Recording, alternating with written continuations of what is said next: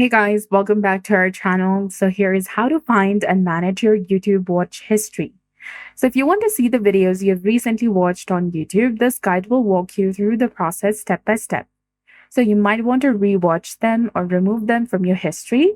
So go ahead and open your youtube.com website and log into your specific account, or you can also use the YouTube mobile application if you're using your phone.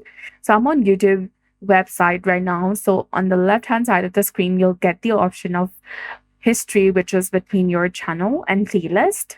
And if you're using your mobile device, tap on the three lines in the top right corner, then select the use section, and you'll see the option of your channel and history and access your history from there.